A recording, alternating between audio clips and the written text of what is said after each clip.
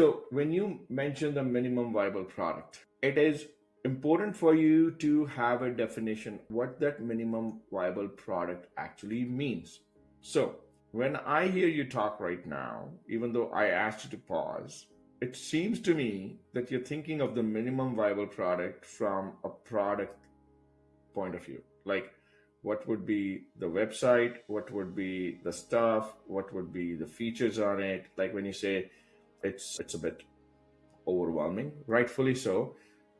It's a bit overwhelming because you are thinking of the minimum viable. You're talking about the minimum viable product, but you're thinking about the product.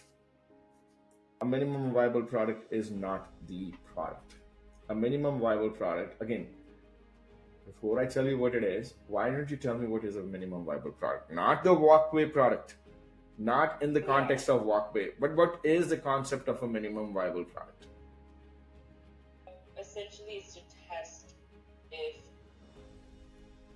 well, your minimum viable product would have just the most minimal features or like the minimum benefits, I guess, that validate the value proposition for your customers. How? How? Well, by testing it through a pilot, but having a minimal viable product to conduct a pilot with your potential customer segment allows you to see two different things. Two different things? The customer segment? No, two different things. Those are two different things. You have a minimum viable product and you have a pilot.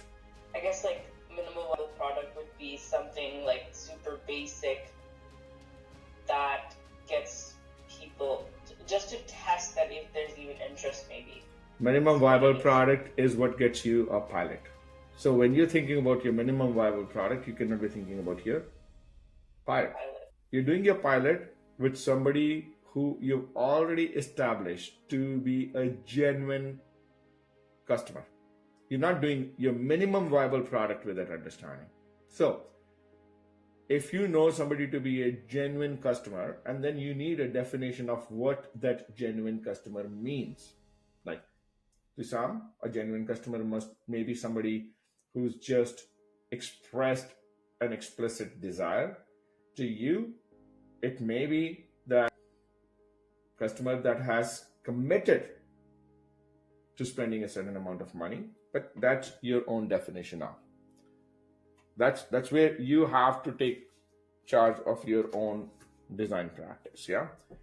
A minimum viable product is whatever it takes. It does not need to be the product. It does not need to be the minimum features in the product. A minimum viable product is whatever it takes to get that pilot. So it's a concept. It's not an articulation of. That's why it's called a minimum viable product. A minimum viable product, for example, that you may be developing a device, a hardware device, which is a cell phone.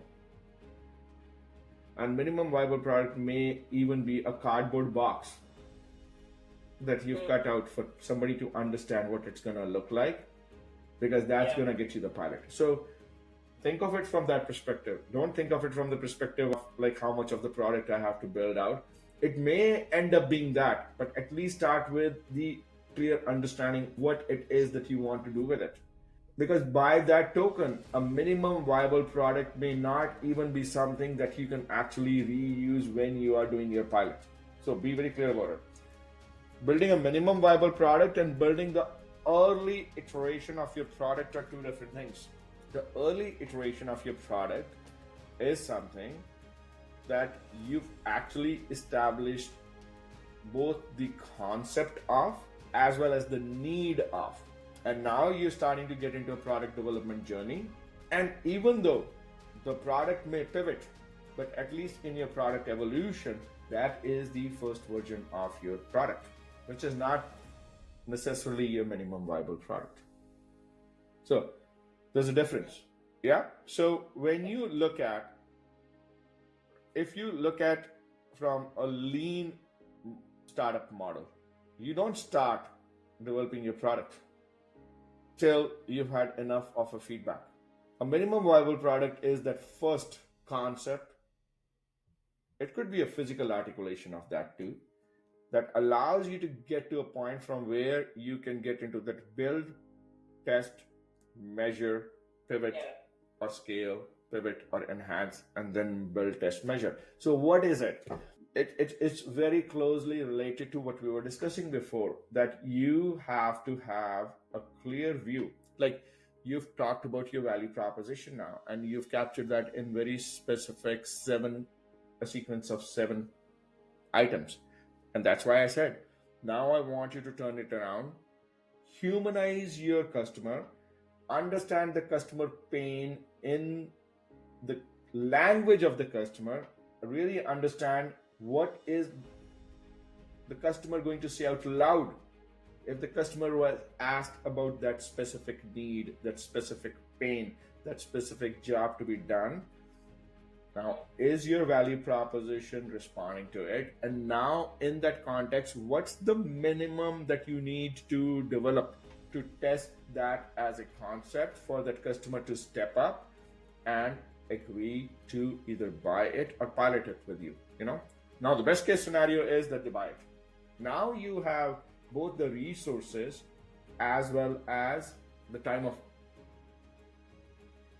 implementation figured out. You have the timeline and the resources.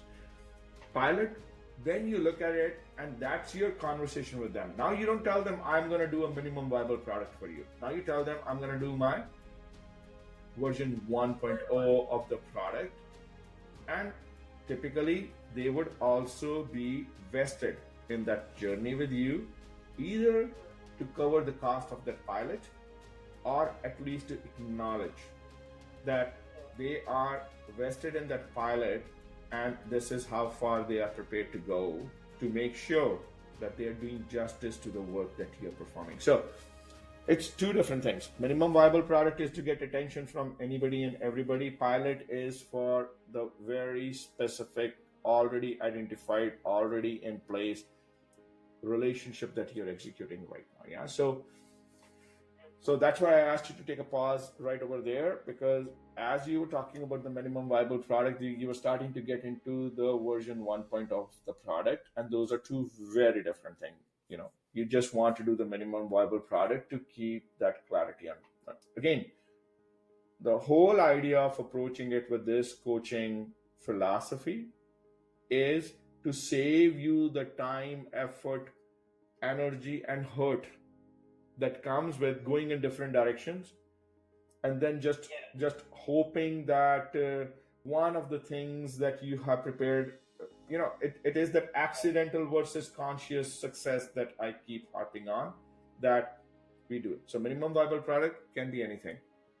This comes down to your clarity, your own personal clarity on the value proposition you're creating, on the mechanism you're going to employ to develop that value proposition in a way that the customer segment can consume it with the least of resistance, with the least of challenges, with the least of the cost imperative to it. That's your minimal part. Yeah. So it could be, I've seen people who've had a cardboard box, and that was what they used. And I would call, and again, there are different definitions to it, Naila, and that's what I keep on making a case for. Even today, when we talked about the frameworking for how to bring your team together, I said rule of 3s, 3 horizon. We are taking the balanced scorecard. The idea is, and one of the key marching orders that I had for you, which again you're subconsciously doing, all I'm asking you is to bring in, is you have to develop your own coaching framework. You have to develop your own implementation framework. You have to develop your own definition of what different elements mean. So, somebody can go on Wikipedia and find a different definition of some of these things that we're talking about. And that's when I'm teaching, that's what I tell people. A framework is your own tool. Framework is your own articulation of how you want to bring structure to something.